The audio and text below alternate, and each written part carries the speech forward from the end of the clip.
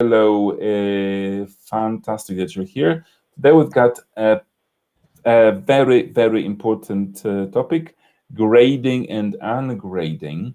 And I'm sure we are very eager to learn about how to live without grades. Is it the question that you're going to answer today? Partly, yes. Okay.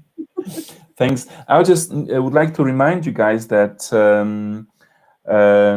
we've got Willow Barnowski for the fifth or sixth time, and we are so privileged. We are so happy to listen to Willow once again. But I said enough. I'm stepping aside. I just need to welcome Lucyna Wienkiewicz-Górniak because we've got this fantastic figure here with us on the board. And this is Lucyna, who takes care of all the fantastic guests that we have invited for you. So over to Lucyna. Okay, thank you very much.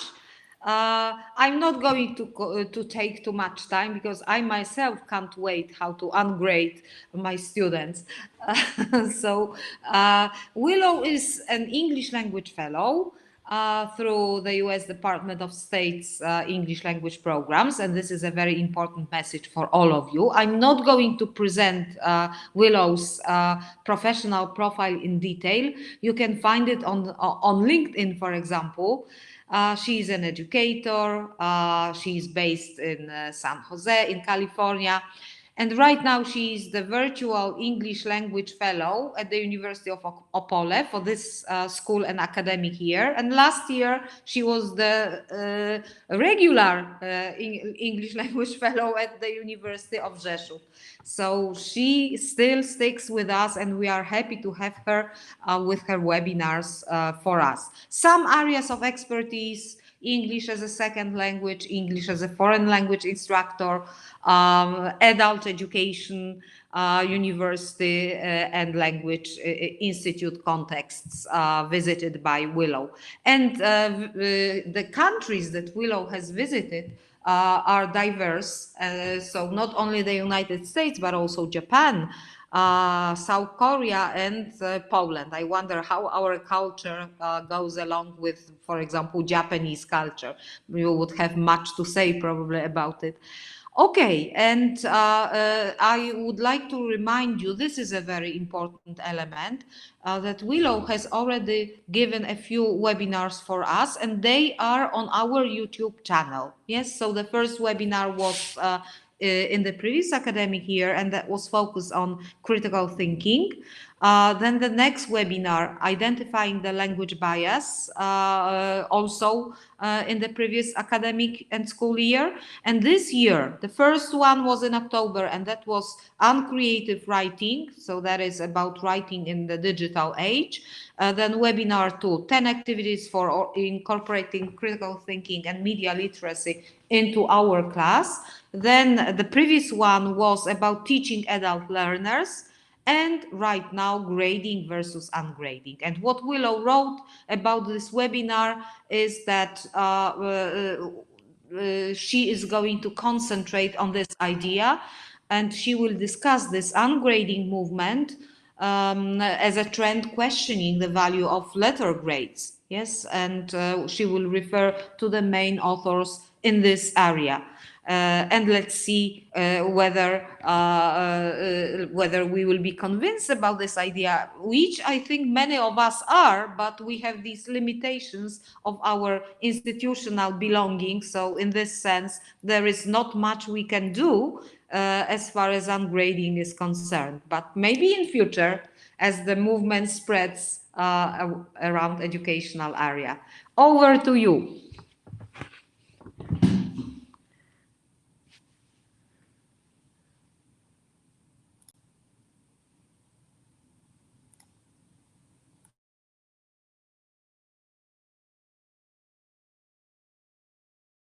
Hey Willow, we seem to have hello Willow. We seem to have a problem with the sound. We can't hear you. then the microphone is on in the system, but maybe you have unplugged something.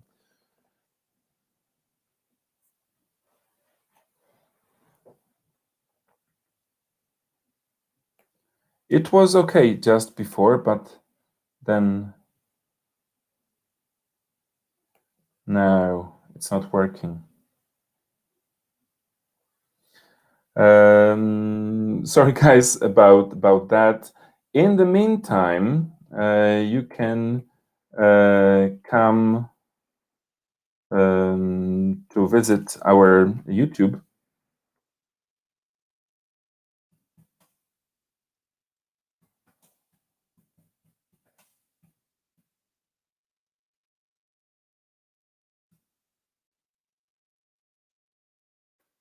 Yes, please do. Okay, so meanwhile, I'm sure that Willow is now perfect. Okay. Yes. How is it now? Yeah, we Okay, can hear you. wonderful, wonderful. Okay, Yes. great. Yeah, for some reason my AirPods are acting up on me. So yes, I want to talk about grading and ungrading, and I hope that you're able to hear me for the entire presentation. For those of you who haven't attended a talk with me before, I am the Virtual English Language Fellow, as Lucina mentioned. And here's a photo from where I'm living right now, San Jose, California, where I'm based, the Japanese Friendship Garden that we have in our city. And as Lucina mentioned, I'm working at Opole, and I work with the consulate in Krakow, the embassy in Warsaw, and many wonderful organizations like IATEFL Poland. And it's lovely to see you and see so many familiar faces in the chat. So now that you know or are reminded of where I am, can you tell me, if you haven't already, where you are now and what's your teaching context? Are you teaching university, primary, secondary? Where are you? You can just type it in the chat. So it's university. Well, and welcome to our international guest also. So business, primary, secondary, high school. So all over the place, Gdansk and university, Italy, Bosnia, Turkey, fantastic, Germany, wonderful, wonderful. So we have this great mix of people here again, and welcome all of you. And I hope that you can learn something today that you can put into practice in your own teaching context. You can continue to use the chat, and I'll go along because I have a lot to cover. But as always, if there's anything you want to say, please type it in the chat. And when I have a chance to look at it, I will respond to that. So today we're going to be talking about a little bit about the purpose of grading, some issues with grades, benefits of going gradeless, the ungrading movement, some alternatives if you're not able to completely go gradeless, and then some idea sharing, questions, and lots of resources. So I am so excited about this topic, and I really hope that even if you are completely 100% opposed to the idea of ungrading, I hope that there'll be some ideas in this presentation that might make you reconsider maybe how you could perhaps change your practices a bit. Or for those of you who already know a lot about ungrading or already do some version of ungrading, I hope you'll share some of your ideas or resources. It's just a really fantastic topic. There's so many educators that are doing this now and so many resources. I was astonished to find out how much is out there. I couldn't even include the tons and tons of all the resources that I found. So I wanted to ask you, I have a few questions for you. I'm going to do it a little differently today. I will say I'm going to start with a few questions for you, and also I will apologize that the slides are quite text heavy because I found so many fantastic quotations, explanations, etc. that I wanted to share with you. So I will be doing a bit of reading so that you can learn more about the movement. But let's start off with a few questions. Can you tell me what's the purpose of grading in your context? Just type in the chat. Okay, so to monitor progress, get feedback, encourage students, feedback. Measure what they don't know, good. So not just measuring progress, also measuring where their progress hasn't been made. To pass the course, in order to give them credit. To learn about their gaps, great. Okay, to give notes. So sometimes not just a letter grade, right? To torment teachers. I'm sure some of us feel that way. To motivate them, right? Inform the parents of the students' progress, great. It's a requirement for the course. Students are often satisfied by knowing their grades. Wonderful. Okay, and Lutzina's found someone from her hometown, great. Okay, great answers. And my next question for you is, can we fulfill that purpose to make someone lose faith? Yeah. Kill time. Sometimes it seems that way, right? But my next question is, can we fulfill that purpose or those purposes using other methods? Are there other things that you can do besides assigning a grade that would fulfill those purposes? By talking, formative assessment, for sure.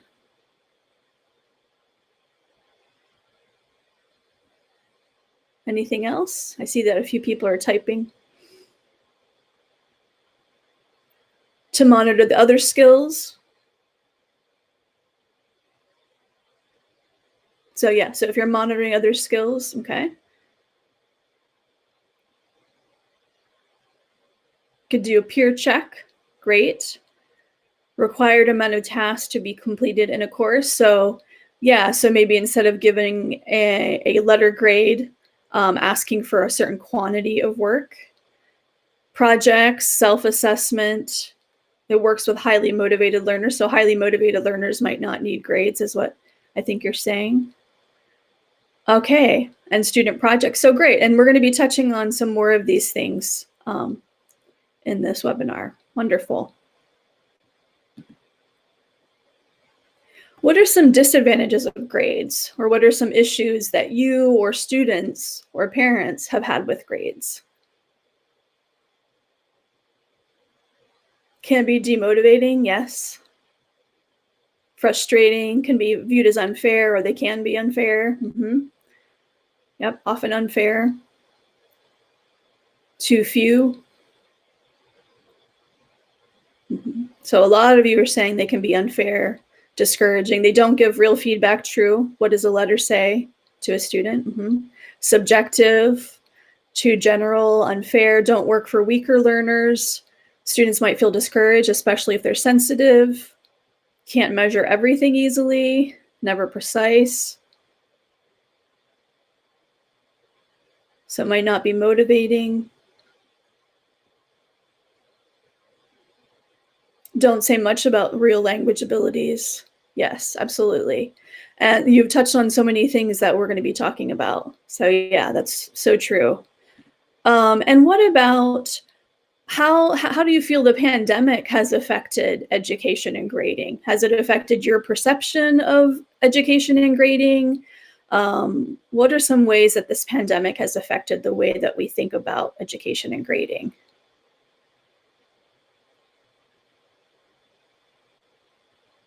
So some of you are saying you've shifted into formative assessment. Grading is even less reliable, not reliable. Some students' grades have improved. Some of you have changed the way you assess. Cheating, okay, if you're talking about it's easier to cheat online. Someone said that students are lazy. It's more mysterious. Positive motivation only, okay. Great notes, internet knowledge, okay. They copy on the internet. They don't work on their own. They're even less reliable. You're giving good grades for small things. And I see someone else is typing. I'll wait a few more seconds to see if there are any other comments.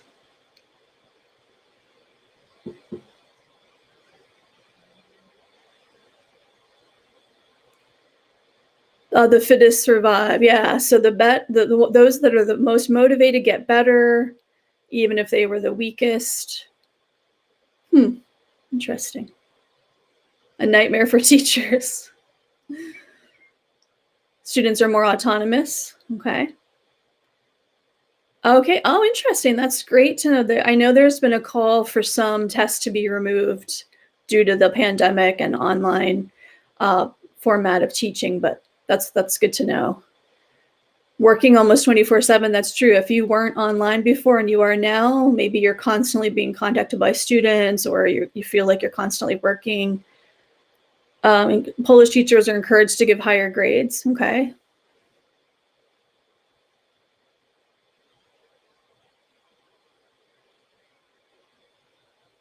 I'll wait a few more seconds.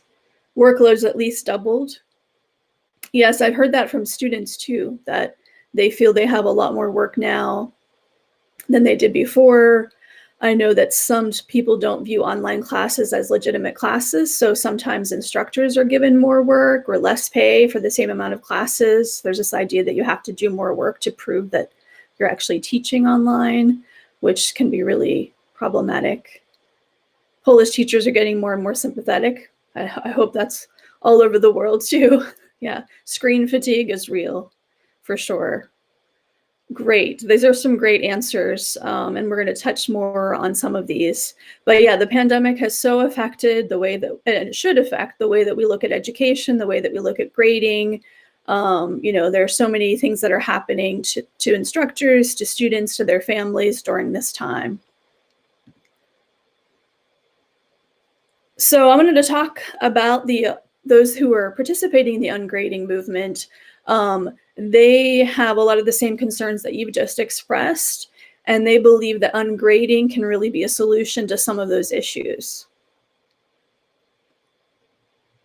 Oh, and I like, as I just said, after 30 years, the pandemic has changed the way I think matters in terms of what students get out of the lesson. That's a really great point. Yeah, I mean, I think for me too, the pandemic has really made me think, what is education? What is learning? What do the students need to get out of this? Because you don't want them to be spending more time on the screen than they need to be. And of course, we don't want to be spending more time online than we need to be.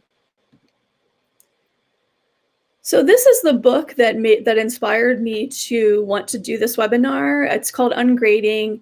It's edited by Susan Bloom. It came out just in December from West Virginia University Press. And the subtitle is Why Rating Students Undermines Learning and What to Do Instead. And she talks to, there are articles and essays about 15 different educators that are in this movement. And it is just fantastically interesting. I really encourage anyone who can to get a copy of this book. But if you don't have a copy of the book, I am going to give you plenty of resources where you can read some of the contributors, a lot of what they have to say about ungrading. Okay. So this is a description from the publisher's website. These are 15 educators' experiences going gradeless. These are people that are teaching not only in languages or the humanities, they're teaching social sciences in the STEM field. They're teaching higher education and K-12. There is rigorous research that goes into this book, and it focuses on the why and how to focus on learning rather than sorting or judging. And it features honest reflections and testimonials about how to go about ungrading, what the challenges are, what the benefits are. There are lots of resources, appendices with like sample papers that you can use in class, tons of research. So in today's webinar, I'm not going to go into the research. I'm going to give you sites and sources where you can go and find it if you want to present it to your school and give them the research that shows that ungrading is better. I will say this book is absolutely amazing.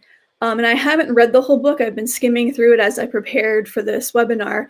I will say that all of the contributors to this book, from what I can see, are American, and I think that they're all white.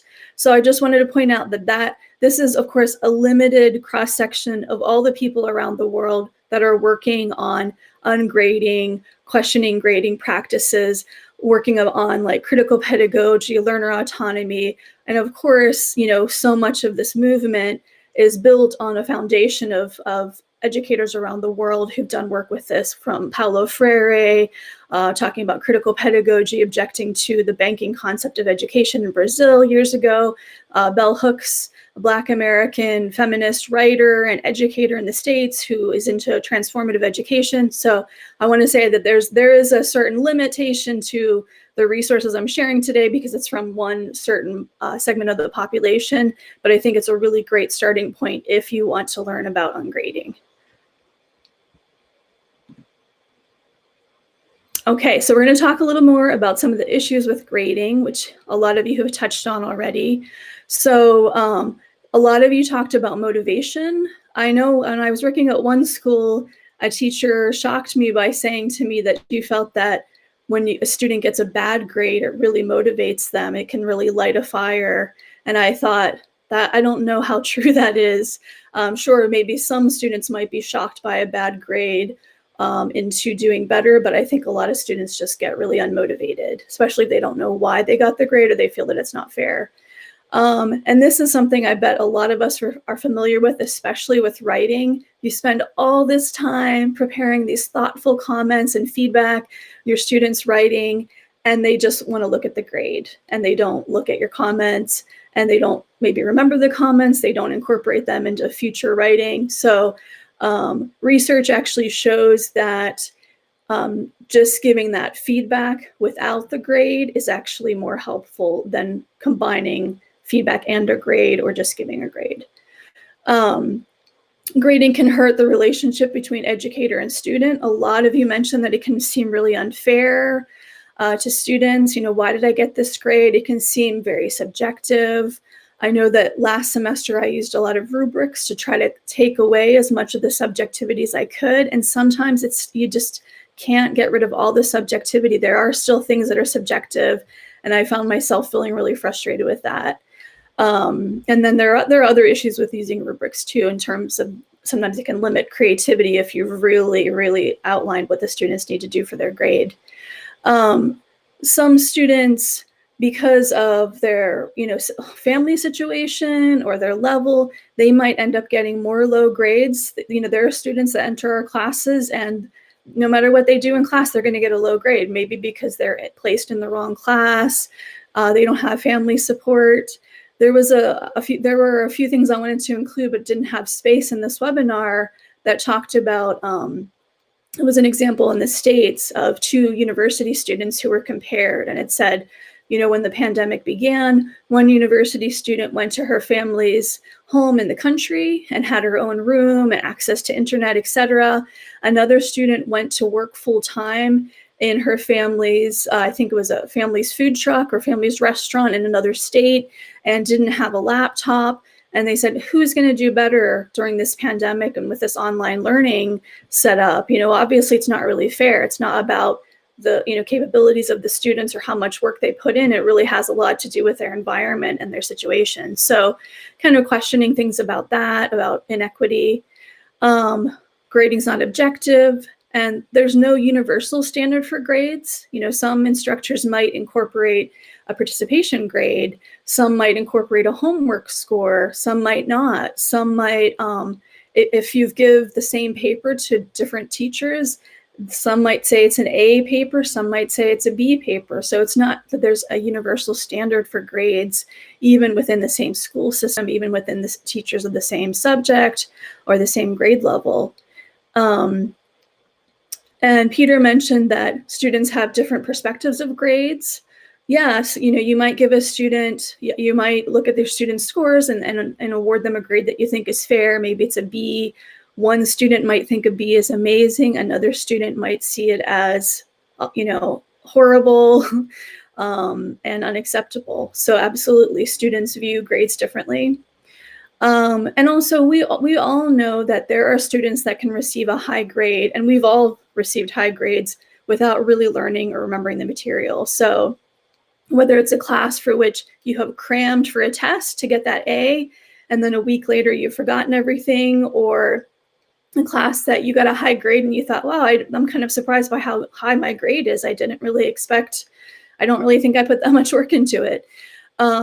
And then, of course, we know that students or ourselves have sometimes received a low grade, but we actually learned a lot, or the student actually really did improve their skills and knowledge, but they got a low grade, maybe because of the way the scoring was set up, or like I mentioned rubrics earlier, I had some students that did really amazing presentations, but they didn't score high on the rubric. And to be fair, I had to give them a lower grade because I was, judging their score based on a rubric, but they did a lot of great things that weren't covered on the rubric.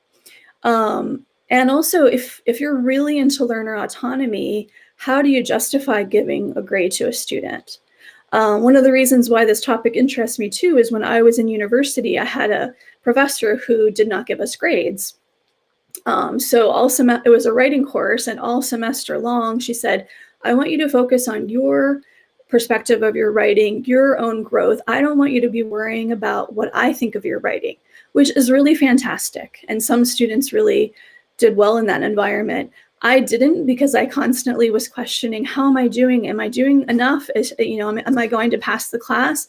Because ultimately that professor would determine whether we passed or failed. So to me, it seemed more like a mind reading sort of activity. Whereas in graduate school, I had a professor that was really into learner autonomy, and we were able to write a reflection at the end of the course and choose our own grade, which he could change, but I don't think he changed anyone's grades. So that, in that sense, it was this sort of logical conclusion to learner autonomy. If you're telling students all semester to be learning autonomously, comparing themselves to themselves, but then at the end you were telling them what their grade is, it's a little bit inconsistent. So, just to think about how much learner autonomy we can have in our classrooms and how much we want to have.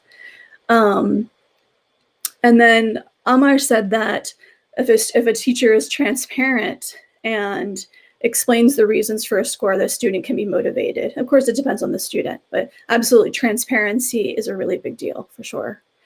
Another thing is that if we focus on grades, it can really encourage cheating, right? So if students, if there's so much of an emphasis on getting a certain letter grade, that is what causes students to want to cheat so they can get that score, which I've definitely seen before. So a lot of issues with grading. I think a lot of us can agree that some of those are a problem. And a few more things that came up from Jesse Stommel's website. He is one of the big names in ungrading. I'm not sure if I'm pronouncing his name correctly, since almost all of my ungrading knowledge comes from reading and not from podcasts or videos. But he also is on Twitter and is always posting things about education. There's so many great people on Twitter. Like if you go to Twitter and look for ungrading or teachers going gradeless, you'll find all of these people having great conversations about this movement. And Jesse said that traditional grading ranks students competitively. I mean, that's true. We're comparing students to each other. We're not really comparing them to themselves. And if they're showing growth, it can reduce the humanity of students to a single low resolution standardized metric. So especially in classes where there's one big exam, I think we've all had the experience of just completely failing an exam, or not necessarily failing, but knowing that that exam score did not reflect what we knew, maybe because we were tired, maybe we were hungry, maybe we're just having an off day for whatever reason. And traditional grading doesn't trust the student's knowledge of their own learning. So sometimes students are learning a lot and the grade isn't reflecting that they know what they're learning and that they're actually getting something out of the class. Okay. So the pandemic, of course, as we talked a little bit about it, has really exacerbated some of these issues with grading. So I know some universities in the States and in other countries have decided to do pass-fail for a lot of their courses, or satisfactory, unsatisfactory, because they recognize a lot of the inequity. They feel that the pandemic period doesn't allow teachers to be as fair or objective. Some of you mentioned like cheating on online assessments. You might have students that are cheating in online tests and those who aren't. So, is it fair that those students that didn't cheat are getting a lower grade? Those sorts of issues. But in this Duke article from Duke University, the writer says that really fairness and objectivity never existed even before the pandemic. So whatever considerations and changes we're making now because of the pandemic, we should really be thinking about continuing them and what we're going to do. We shouldn't have this attitude of, oh, as soon as the pandemic's over, let's just go back to the way things were before, because this pandemic is really shining a light on a lot of the inequalities and inequities in education. Also, there can be inequities for students due to racism or discrimination if they have a disability or they're neurodivergent.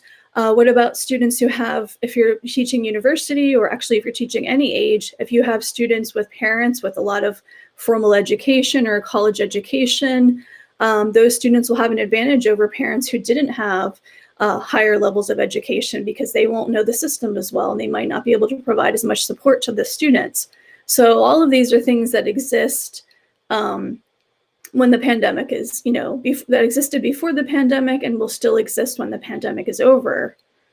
And I don't remember if I might have a slide in here that says this later, but I just wanted to say that for those of us thinking about like the mental health issues of our students during this pandemic, so many of my students have told me how depressed and anxious they feel. They're really struggling.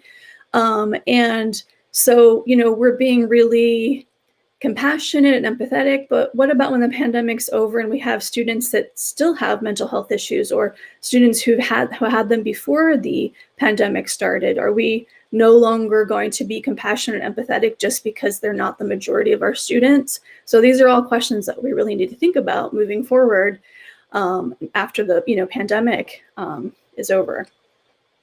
So I'm going to talk a little bit about the benefits of going gradeless. And I mean, if you get the book, look at these resources that I'm sharing, they have tons of benefits. They talk about personal stories about students in their classes, giving them some kind of testimonies to how gradeless classes have helped.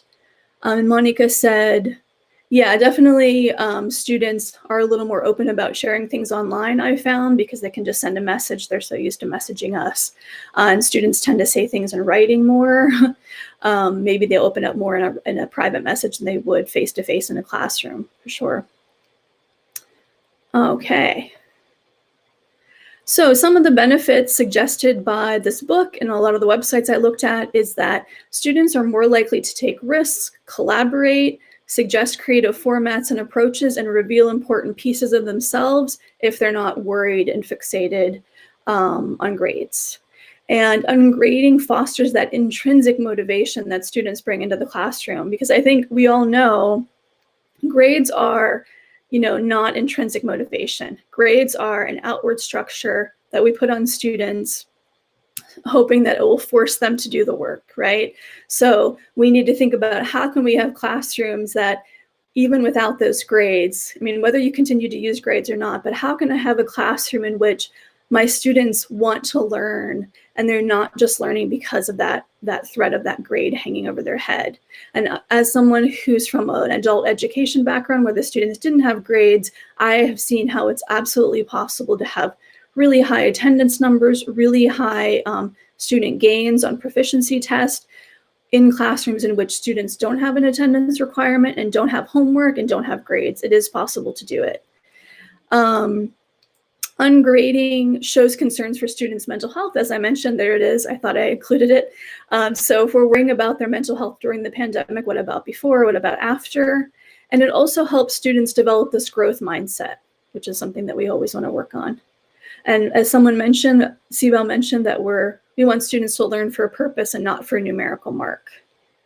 And I just wanted to say too, that for a lot of us who are teachers, we did well in school. We liked traditional learning. Maybe we were like the nerdy kids that we loved school and homework and we always did well and we got good grades. So for us, maybe grades aren't a problem personally because we always benefited from them. But we have to keep in mind that we're teaching all students, and a lot of students who don't have that same maybe, intrinsic motivation, love of learning, love of homework, whatever, and they might not have a positive relationship with grades like we do.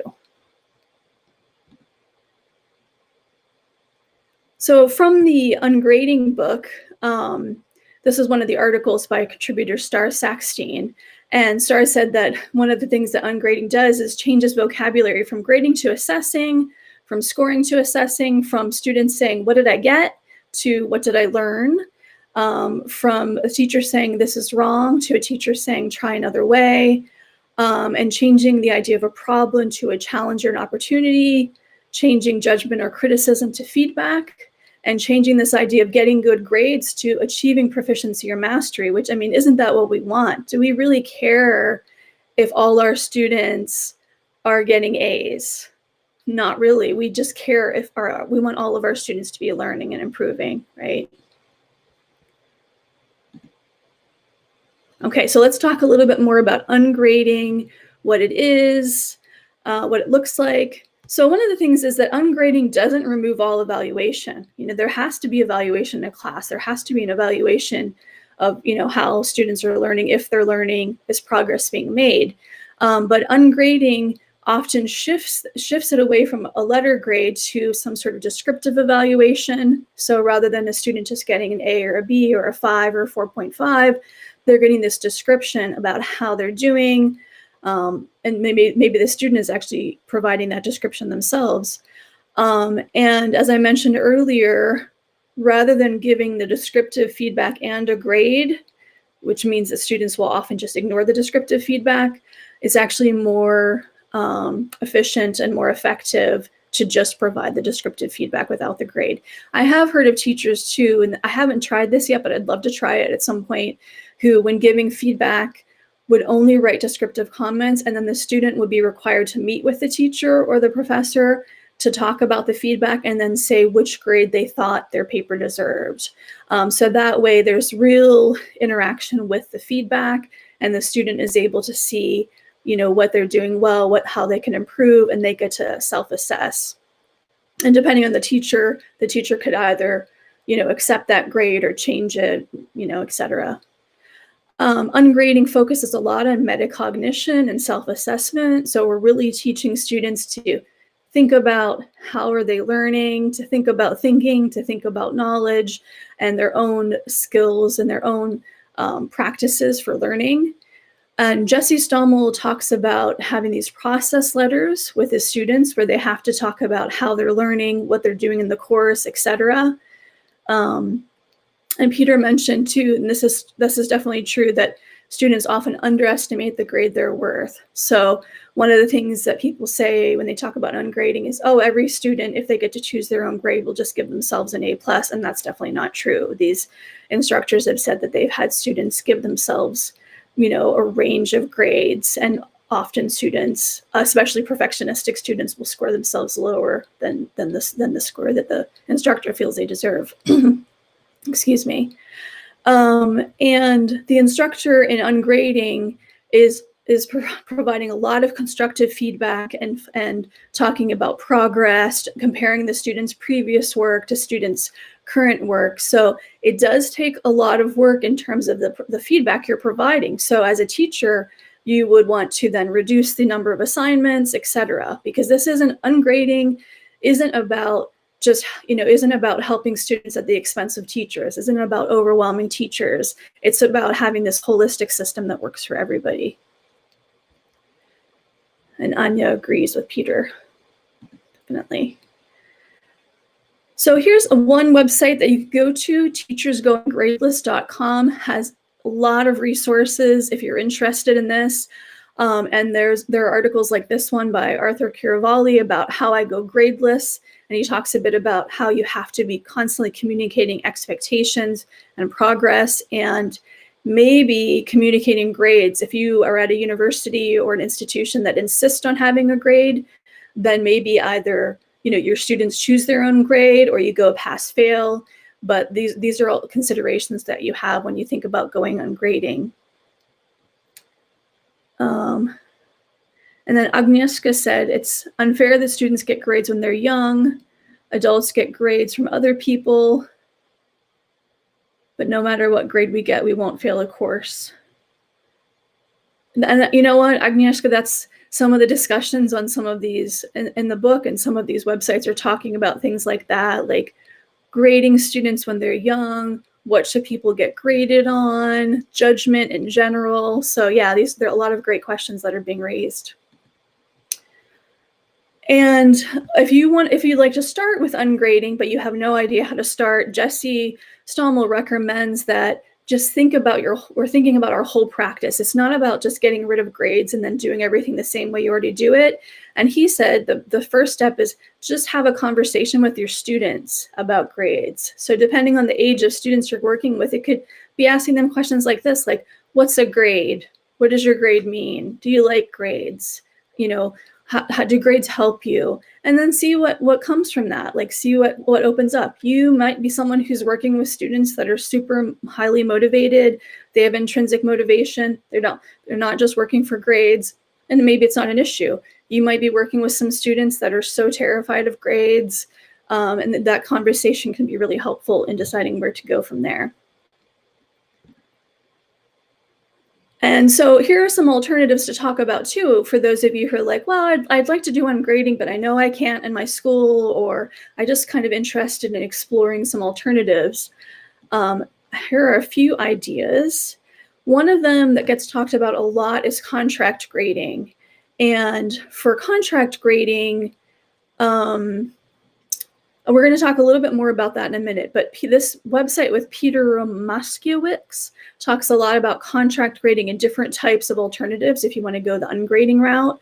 And he talks a lot about the fact that it's about transparency and grading less pieces. So instead of giving a grade for every single piece of work in your class, you can grade less. You can do pass-fail, as Isa mentioned also.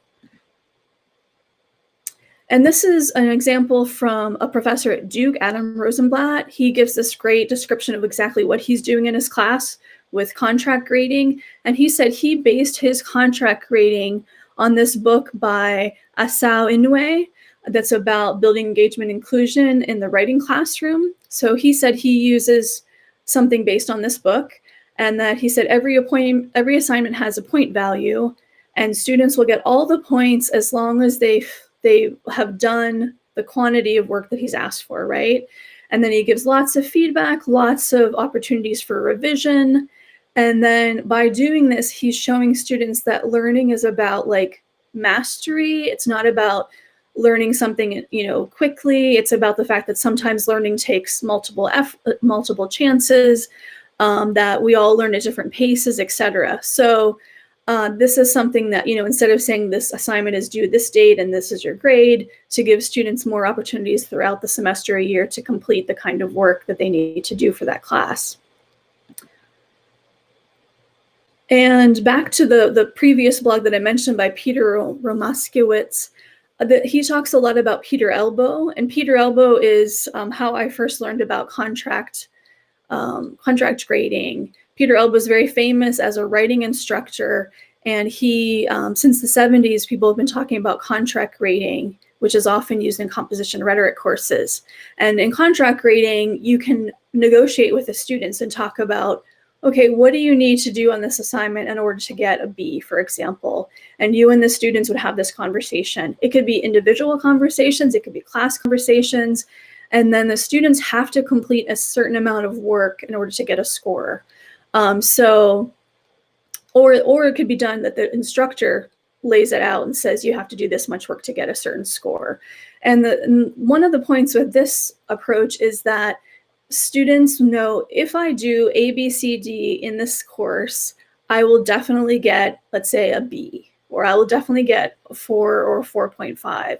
And then the students that don't really care about getting an A+ and don't have all that pressure on them, and the students that do really want an A or an A+ and are still interested in grades, they can do the extra work. And in the Peter Elbow's, in the example that he talks about in this article that I cite down below, he says that if students do the B work criteria, then there can be a discussion about, did they do enough to get a higher grade? But it's kind of like a way of taking away the stress of grades. I'm doing something like this with my students in terms of their homework score. And I've said there are 12 homework assignments this semester. If you do 10 of them and do the minimum amount of word count, like I say, they have to write 200 words about their readings. If you do the 200 words for 10 out of 12 readings, you're guaranteed a 4.5 for your homework score. So that way, the students that stress a lot, that are worried about their grades, they can just know, I just need to do this quantity of work, I'll get a 4.5.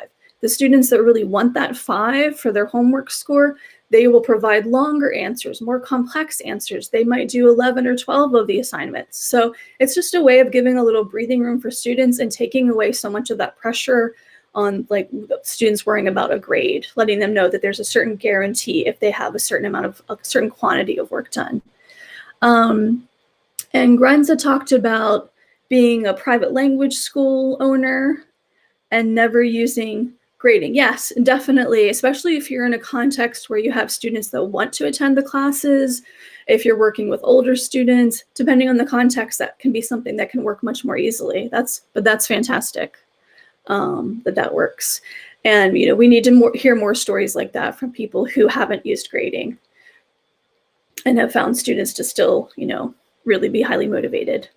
Okay, so I have the links down below. I'm sorry, you have to read the Peter Elbow article. I've done kind of a bad job in explaining it, but if you have any interest in that idea of contract grading to take away stress, especially students that tend to get really upset about grades or really worried about them, I highly recommend that you use some form of contract grading in your classes. Another thing that I'm sure we've all done at one time or other is portfolio assessment. So instead of having a test or an essay students hand in, students get to take their work throughout the semester, get to choose their best work and submit it as a portfolio and assess that. So it's not about students having 5 assignments they all had to do really well on. It's about students having to complete 5 assignments, but they get to choose the best one or the best 2 assignments and submit those to you and say, this is my best work, and that's what they would get graded on. So this can be something that students maybe are able to revise their work. Students can show the learning progress that they made over the semester. And this is often used in composition courses, especially with, you know, students learning how to write essays. And Joanna said, yeah, definitely students with internal motivation.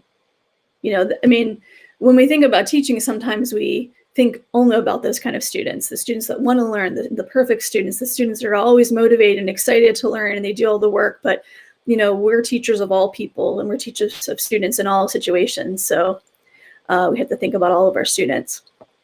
Another thing that you can do is use rubrics. As I mentioned earlier, you can have students help you create the rubric. You can create the rubric yourself. But rubrics have very clear expectations and make the assessment process more transparent. So my students love rubrics because they love knowing what they'll get graded on. And really, with a really good rubric, your students should be able to look at the rubric, and when they do the assignment, they should be able to look at it and say, oh, I should be getting a 20 out of 30 because I did all these things. It should be fairly objective. But as I mentioned before, there's still some subjectivity in every grade that we do, unfortunately. And Sibel also mentioned self-evaluation and reflection are very important tools that we should all be using, whether we're grading or not. And again, just another reminder about how there should be transparency about any grade we give students. If you don't use a rubric for everything, your students still should always understand how they're going to get a grade, what they're being graded on if you're using grades, because otherwise it becomes like this mind reading activity for the students. Yes, objective and transparent for sure. And when you're using, with any kind of assessment, but with rubrics or anything that you do, really try to think about, is my focus on the students just finding like one right answer or also using their critical thinking skills? Okay, so is my focus for students to get a certain grade or score, or is it for students to learn? Okay. Another thing that you can do is when you have writing classes or you have writing assignments, you could provide feedback to the students in a one-on-one writing conference. Research shows too that when you talk to students about their writing, that can be more meaningful. Students tend to listen more than if they have to read your comments. So in Teachers Going Gradeless, they have a blog post about that, about what that could look like.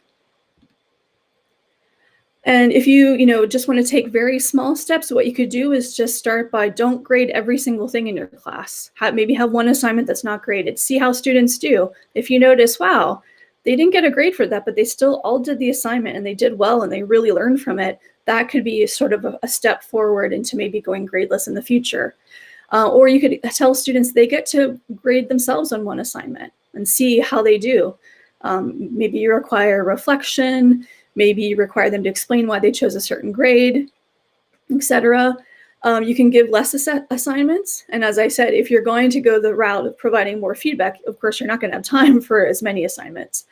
And then focus, of course, more on giving feedback than grades. So students just don't go, oh, 4.5, put it away, but they have to read what you've written or listen to what you're saying about their progress. Okay, I have a bunch of resources to share with you, but I wanted to ask, is there anything else that people wanted to mention? Any of you that are doing some of these things? Any questions that you have about ungrading before I share some more resources? See, Ioana said, principals and parents expect to see grades. Oh, absolutely, for sure. That's, you're really lucky if you're working in a school that says you don't have to grade the students, because I think that most schools require a grade.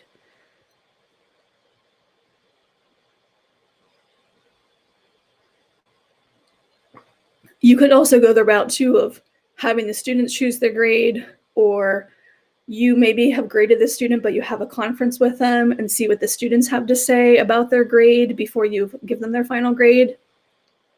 Provide certificates instead of grades. So we're talking more about completion instead of a grade. Sibel talks about portfolio work and rubric. Great. True feedback is more important than grades. Absolutely.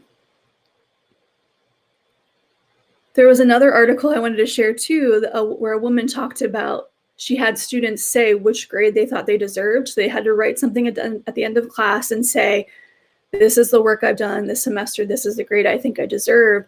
And she noticed that some students, when she read their reflection, she realized, wow, they really do deserve the A or the 5.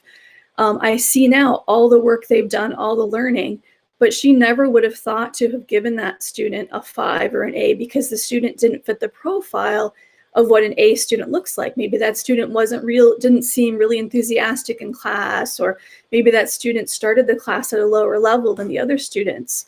Maybe she was comparing that student to the A+ student in class.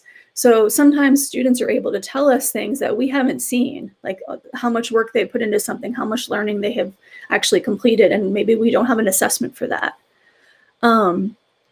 How to motivate the students who are unwilling to do any work? That is a good question. If anybody has any suggestions to add that.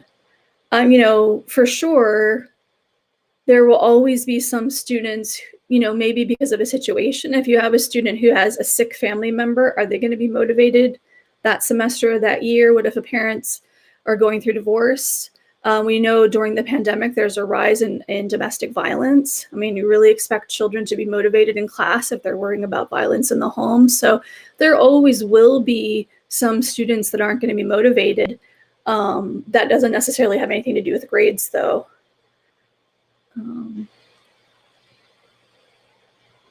Agnieszka said she stopped giving bad grades for poor scores, but gives pluses so they don't cheat. Oh, interesting. And Rafael said, wow, 100+ students, non-negotiable labor contract with them. It's not purely objective, but they get what they have earned. Interesting. So it sounds like you're dealing more with quantity rather than subjective quality for your students. Students respond when you give them extra work to justify giving them a better grade than the original. That's true. Letting the students know they have that option. I don't think you haven't done enough work to get this grade that you'd like, but if you do something extra, you could get that grade. That can work with some students for sure. And I'll wait a minute or two to see if anybody else has anything to say.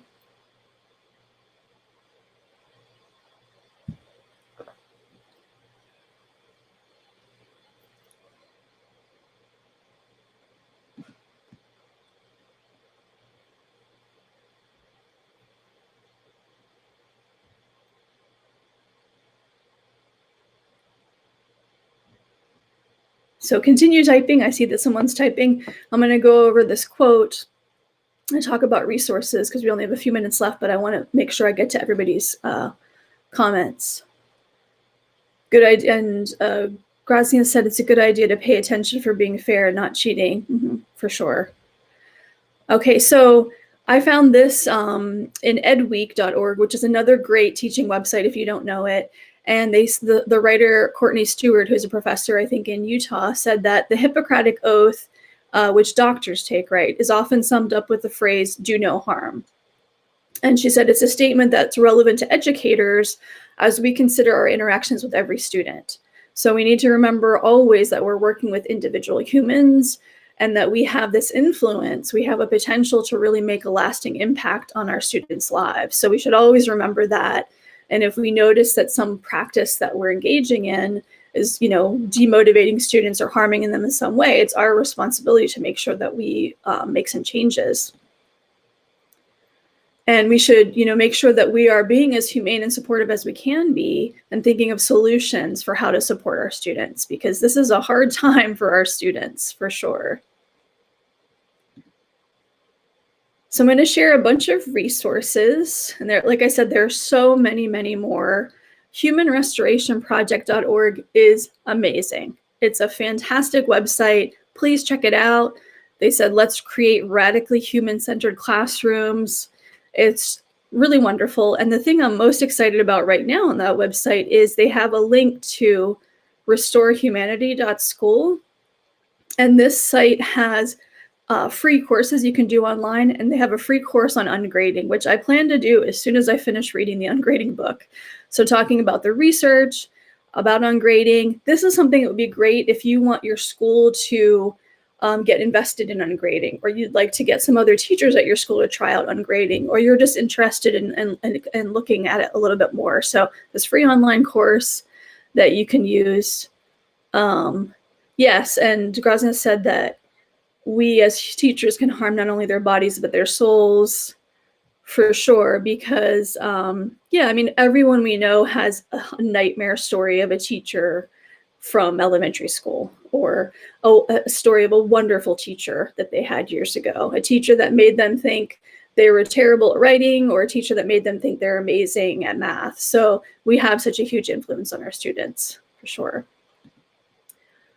Another website you can look at is Elfie Cohn's website. He's one of the big names in ungrading. He talks about how helping students develop a growth mindset. He has tons of resources there, as you can see. Recommend checking him out. Also, Jesse Stommel, who I mentioned before, his website has tons of stuff about ungrading. I think he mostly focuses on university because he's a university professor, but his resources can be, you can contextualize them for your own classroom. And Susan Bloom, who's the editor for the book, has a website where she has a lot of different resources for you related to education. Teaching is Intellectual is another fantastic one. And as you can see, they have topics, they have resources on ableism, inclusion, talking about the pandemic, ungrading, etc. They also have an Instagram page and an Instagram account, and maybe Twitter. And they're always posting great content. Teachers Going Gradeless is another great resource. They have a blog, they have a podcast, they have live conversations that you can participate in. I think this might be the website also that has a book club based on learning more about ungrading. And a few more resources, one about one professor's personal experience with grading, or comparing grading, so comparing students, and some more about contract grading, something from Pearson, from Inside Higher Ed, etc., talking about ungrading. Also, if you don't know the AmericanEnglish.state.gov site, they have resources on self-assessment, peer assessment, student portfolios, writing consultations, etc., if you're looking to explore those things. And Reload Belgrade often has free webinars for teachers. The U.S. Embassy Warsaw, on their different social media accounts, list events for teachers.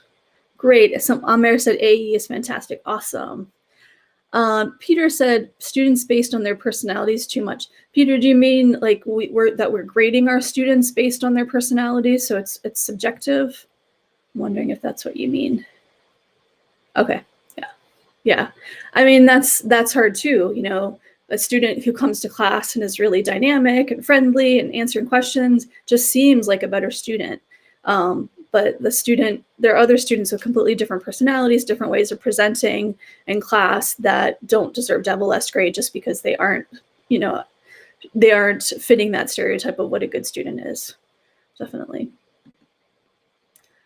So thank you all for attending this evening.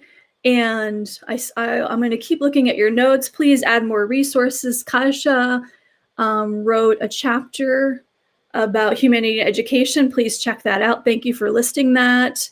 And I would love to hear any of your ideas. Please email me at wbarnowski2015@gmail.com if you want to talk about these concepts. And if you'd like me to send you this PDF with all the clickable links. And I'm also on Instagram. I highly recommend you check out Ungrading. It's a fantastic book, and the resources that I shared with the different websites. So hope all of you are doing well, not getting too discouraged in this really long pandemic period. I hope that we're all able to take care of ourselves so we can take care of our students. Hope we remember that we need to be humane even when the pandemic ends, to ourselves and to our students. So thank you for your wonderful comments and questions. I love hearing from you if you want to contact me. So take care, everyone. Stay healthy, you too.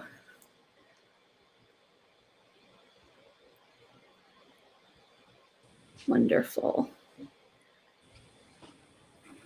Thank you so much.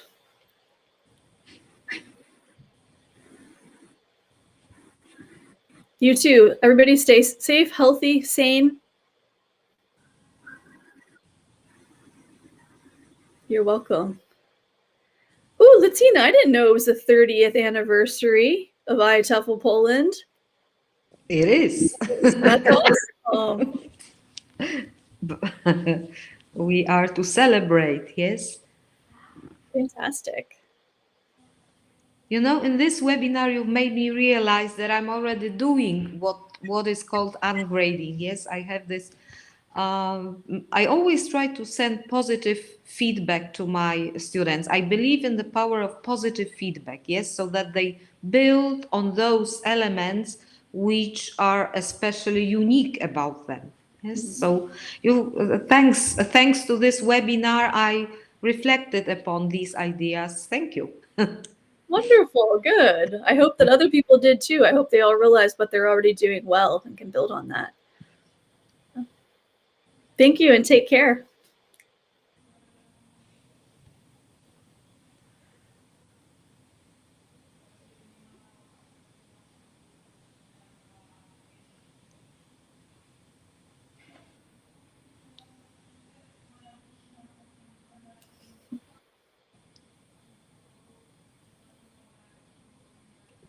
Yeah, one of my colleagues asked about the plans for celebration. Yeah. Just follow us. And you will see everything. Marcin has provided the information about the next webinar. That's also an interesting topic. In one of your topics, you mentioned these ideas as well.